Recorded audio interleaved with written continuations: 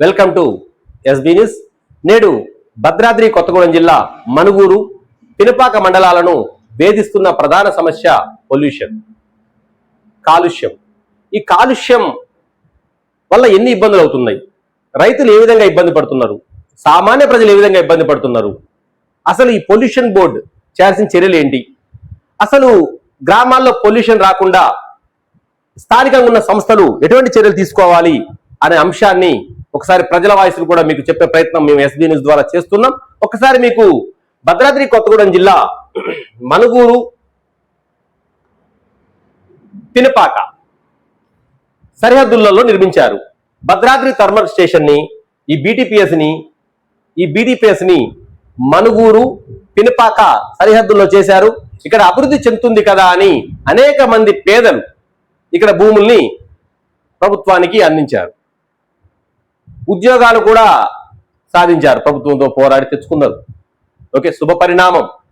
ఈ ప్రాంతానికి ఉద్యోగాలు వచ్చినాయి, సంతోషం వ్యక్తం చేసినాం, స్వాగతించినాం. అప్పుడున్న గౌరవ ముఖ్యమంత్రి, ఇప్పుడు మాజీ ముఖ్యమంత్రి గారు కల్వకుంట్ల చంద్రశేఖరరావు గారు దీన్ని ప్రారంభించారు. ప్రస్తుత ముఖ్యమంత్రి గారు రేవంత్ రెడ్డి గారు కూడా క్వార్టర్స్ రూపంలో కానీ ఇంకొక రూపంలో కానీ అభివృద్ధి దిశగా అడుగు లేపిస్తున్నారు. దీన్ని మేము స్వాగతిస్తూనే దాని నుంచి వచ్చే పొల్యూషన్ వల్ల ఇక్కడ పడే బాధను కూడా అధికారులకు తెలియజేయాల్సిన అవసరం మా మీద ఉంది కాబట్టి తెలియజేస్తున్నాం. ఇక్కడి నుంచి విపరీతమైన గాలిలో బూడిద పడతాంది. ప్రతి ఇంటి నుంచి బయట ఒక కారు పెట్టుకున్నా, కనీసం బిందెలో నీళ్లు పెట్టినా, బకెట్లో నీళ్లున్నా, కనీసం పైన పొద్దునే చూస్తే ఆ బకెట్ నిండా నీళ్ళని పేరుకుపోయే పరిస్థితి, ఆ బూడిద పడే పరిస్థితి, బయట వెహికల్ పెడితే ఉండలేని పరిస్థితి. పంటలు కనుక ఉంటే టమాటా పూత రాలిపోయింది, అసలు మామిడికాయలైతే ఏడగాసిలో కూడా తెలియని పరిస్థితి, మామిడి పిందె, నిమ్మ పూత అసలు లేని పరిస్థితి ఇక్కడ దాపరించింది. మీకు ఆ దృశ్యాలు కూడా ప్రత్యక్షంగా చూపే ప్రయత్నం చేస్తా. ప్రత్యక్ష ఉదాహరణ సీతారాంపురం దగ్గర 1-2 ఎకరాల్లో నిమ్మ తోట సాగు చేసినాం. అలాగే మన ఉప్పాక బ్రిడ్జి వద్ద చాలా తోటలు సాగు చేశారు. అలాగే ఆ బీటీపీఎస్ గోడ కానుకొని కూడా పంటలు సాగు చేస్తున్నారు. ఇట్లాంటి ఏ పంట వేసినా కూడా ఆ బూడిద పట్టడం వల్ల, ఆ పూత పడే సమయంలో ఆకుల మీద పెరగపోవడం వల్ల సరైన దానికి కావాల్సిన పోషకాలు అందక ఎటువంటి ఖాత కూడా రాక రైతులు ఇబ్బంది పడుతున్నారు. ఇదొక వేదన రైతులది. ఇక రెండో విషయానికి వస్తే శ్వాసకోశ వ్యాధులు, అనేక ఇబ్బందులు. బయటికి వెళ్దాం అంటే మనం పీల్చే గాలిలో బూడిద, అంటే మనం బయట పెట్టే బకెట్లో పడ్డది కదా మనం సేఫ్ అనుకోవద్దు. బయట బట్టలారే చూడండి, తెల్ల షర్ట్ నారే చూడండి, పొద్దున చూడండి, అసలు కలర్ మారిపోతే షర్ట్ నాది పక్కకు పడేస్తారు అన్నట్టు. ఆ షర్ట్ నాది కాదు, ఎవరు తెచ్చి పడ్డదని పడేస్తారు అన్నట్టు. అంటే ఆ రేంజ్ లో బూడిద అయితే ఇక్కడ పడుతుంది. దీనికైతే అనేక మంది ఒక గ్రూప్ ఏర్పాటు చేశారు. ఏడుల బయ్యారంలో పొల్యూషన్ ని నివారించాలి అన్న ఉద్దేశంతో చేశారు. వాళ్ళ పోరాటం ఫలించింది. దీని మీద హైదరాబాద్ లో ఒక కమిటీ చైర్మన్, ఒక హైకోర్టు, సుప్రీంకోర్టు జడ్జితో సహా కూర్చొని చర్చించారు ఈ పొల్యూషన్ ని ఎలా తగ్గించాలి అని. ఇంకా పోరాటం కొనసాగుతూనే ఉంది. అనేక మంది మహిళలు రోడ్డుకు వచ్చి వాయిస్ ఇచ్చారు. నేను కూడా సాక్షాత్ వెళ్ళాను, చూశారు. ఇట్లా భూమిని రాకి చూపించా, విజువల్ కూడా చూపిస్తా. అక్కడ రాకుతంటే చేతులకు మొత్తం బూడిద వచ్చే పరిస్థితి ఉంది అన్నట్టు. అంతేను ఇక్కడ తీసినా వస్తుంది. ఇప్పుడు మనం ఉన్న స్టూడియోలో కూడా వచ్చే పరిస్థితి ఉంది. ఒకసారి తీసే ప్రయత్నం చేసుకుని చూపిస్తా మీకు ఒకసారి. అంటే ఒక 10 నిమిషాల స్క్రీన్ తుడవకపోయినా, 1 గంట స్క్రీన్ తుడవకపోయినా మొత్తం బూడిద వచ్చే పరిస్థితి ఇక్కడ చూడండి. అంటే ఆ రేంజ్ లో ఇక్కడ పరిస్థితి ఉందన్నట్టు. ఎక్కడ చెప్పుకోవాలో పేద ప్రజలకు తెలియదు. పాపం ఉద్యోగం వచ్చిన వాళ్ళ ఇల్లు కూడా ఇబ్బంది పడతారు. వాళ్ళు ఆ రోజు ఎన్నో కళలతో ఏదో సాధ్యమైద్ది, మా ప్రాంతం అభివృద్ధి చెందిద్ది అన్న ఉద్దేశంతో ఇచ్చిన వాళ్ళ ఆశలు నేడు అడియాశలు అవుతున్నాయి. దీనిపై బీటీపీఎస్ సిఈ గారు స్పందించాల్సిన అవసరం ఎంతైనా ఉంది.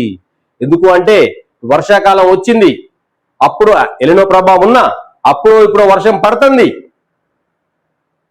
ఖచ్చితంగా వర్షం పడుతూనే ఉంది. వర్షం పట్టాలి అంటే లేదు. అంటే రోడ్డు వేసే మొక్కలు, అంటే రైతులకు పంట పండేంత వర్షం పడకపోయినా మొక్కలు బతికేంత వర్షం అయితే పడుతూ ఉంది. కాబట్టి ఇక్కడ మనుగూరు నుండి జానంపేట వరకు, అలాగే పినపాకలో ఉన్న 23 గ్రామ పంచాయతీల పరిధిలో ఉన్న రహదారులపై ఎత్తు పెరగని మొక్కలు, ఎందుకంటే కరెంటు స్తంభాలు ఉన్నాయి,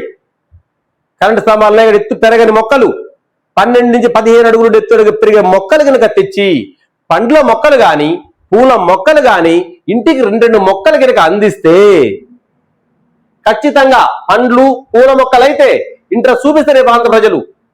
ఆ మొక్కలు కనుక పెంచే ప్రయత్నం చేస్తే కనీసం 100% కాలుష్యం కాకపోయినా ఒక 10% అయినా సరే కాలుష్యాన్ని తగ్గించడానికి అవకాశం ఉంది. ఎందుకంటే ఇక్కడ వచ్చే సిఎస్ఆర్ నిధులు ఇక్కడే ఖర్చు చేయాల్సిన అవసరం ఇక్కడ ఎంతైనా అవసరం ఉంది. కానీ ఇక్కడ ఏం జరుగుతుంది, ఇక్కడ స్థానిక అవసరాలు గుర్తించక జిల్లా కలెక్టర్ గారి చేతికి అందించడం జరుగుతుంది. మరి అది ఏ ఆదేశాలో మనకైతే తెలియదు. వాస్తవంగా అలా ఆదేశాలు ఉండేవి మాకైతే తెలియదు. తెలుసుకునే ప్రయత్నం చేస్తాం భవిష్యత్తులో. కాకపోతే ఇక్కడ ఏంటంటే ఆ నిధులని ఇక్కడే ఖర్చు పెట్టడం వల్ల ఇక్కడ మంచి అందమైన ఒక మంచి రోడ్లను చూడవచ్చు. రోడ్డుకి ఇరువైపులు నాటే మొక్కలు, మంచి పొల్యూషన్ తగ్గించే ప్రయత్నం చేయవచ్చు. బీటీపీఎస్ సిఈ గారు ఉదాత్త అంటే మంచి దయార్థ హృదయంతో, ఎందుకంటే మేము చాలాసార్లు మీ ఇంటర్వ్యూలో విన్నాం, మేము జీరో నుంచి వచ్చాము, బ్యాగు లేకుండా మీరు బస్తా సంచి భుజానికి వేసుకొని చదువుకున్నాము అని చెప్పారు. ఎందుకంటే మీరు అంత పేద స్థితి నుంచి పైకి వచ్చారు. పేద స్థితి వచ్చిన వాళ్ళకి మా కష్టాలు తెలుస్తాయి, మా బాధలు తెలుస్తాయి. మీరు ఎన్నో స్కూళ్ళకి బ్యాగులు ఇచ్చారు, సంతోషం, అభినందిస్తున్నాం.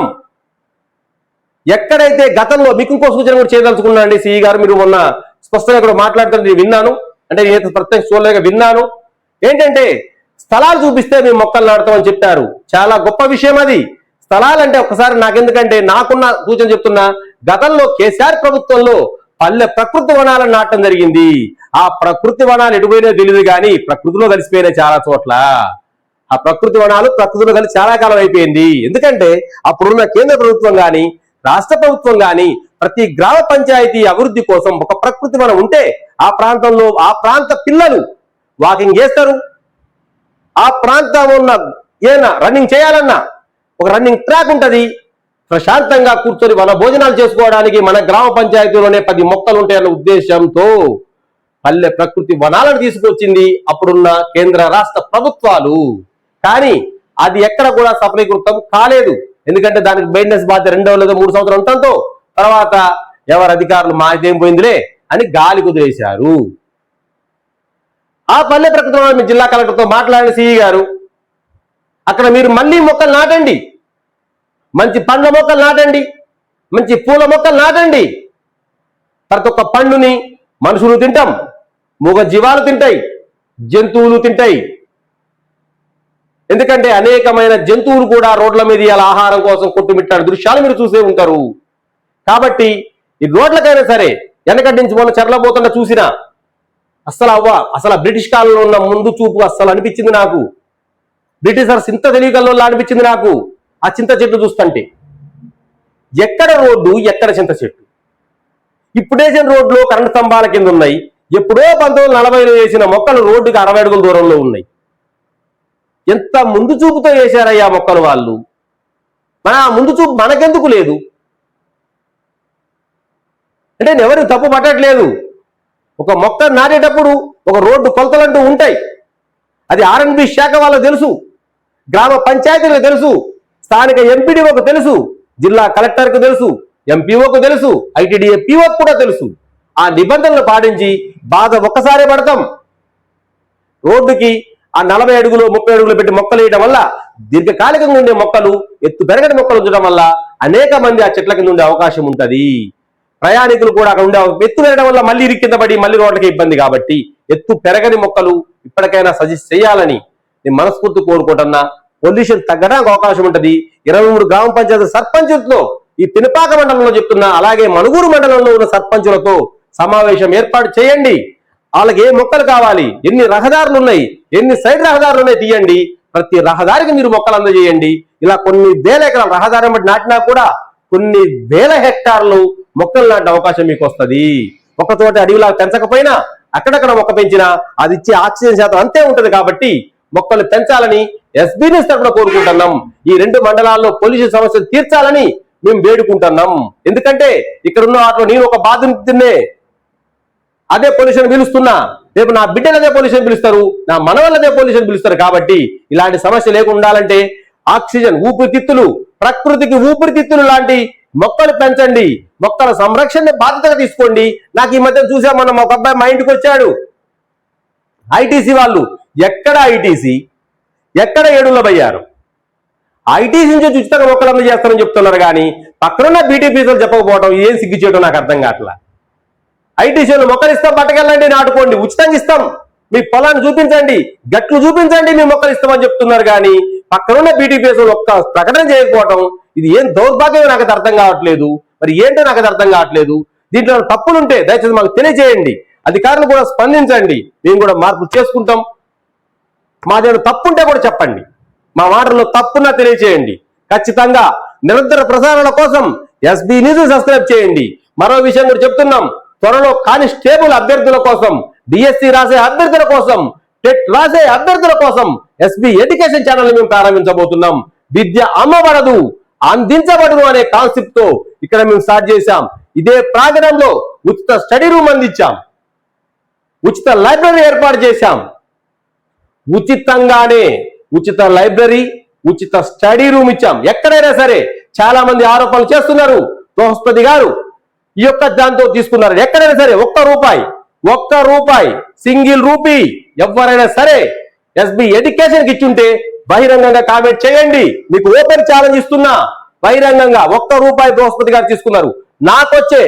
మళ్ళీ చెప్తున్నా, నాకు వచ్చే నవ తెలంగాణ పేపర్ నుంచి వచ్చే ఇన్కమ్ కానీ, నవ తెలంగాణ యాడ్స్ నుంచి వచ్చే కమిషన్ కానీ, నాకు వేట్యూ న్యూస్ అనే సంస్థ నుంచి వచ్చే ఇన్కమ్ కానీ, ఈ మధ్య రీసెంట్ గా హిట్ అనే ఒక సంస్థ ద్వారా రోజుకు 4 విడతలు వచ్చే ₹40 కానీ, ఆ 40 కావచ్చు, ₹4 కావచ్చు, నాకు ఇచ్చే ప్రతి సంస్థ, అది నవ తెలంగాణ కావచ్చు, వేటు న్యూస్ కావచ్చు, హిట్ టీవీ కావచ్చు, నేను కష్టపడుతున్నా, ప్రతి వార్తను సేకరిస్తున్నా, ఆ వార్తను ప్రజెంట్ చేస్తున్నా, అక్కడి నుంచి వచ్చే ఇన్కమ్ తీసుకుంటున్నా, దాన్ని పిల్లల మీద పెడుతున్నా తప్ప ఏ రోజు కూడా భవతి భిక్షాందేహి అనే స్థాయిలో ఎస్బీ న్యూస్ కానీ, ఎస్బీ ఎడ్యుకేషన్ కానీ లేదని తెలియజేస్తున్నా.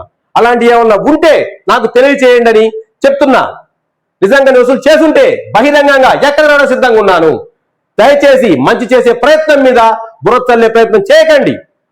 టీ స్టాల్ కాడ కూర్చొని తప్పుడు మాటలు మాట్లాడకండి. ఎందుకంటే ఒక వ్యక్తి చేసే మంచి పని మీరు సహకరించకపోయినా పర్లేదు, కానీ చెడుకు మాత్రం సహాయం చేయొద్దని 10 మంది దళితులు, గిరిజనులు, బహుజనులు, పేద ఓసీల బతుకుల కోసం మేము చేసే పోరాటంలో భాగస్వామ్యులు కావాలని మేము కోరుకుంటున్నాం.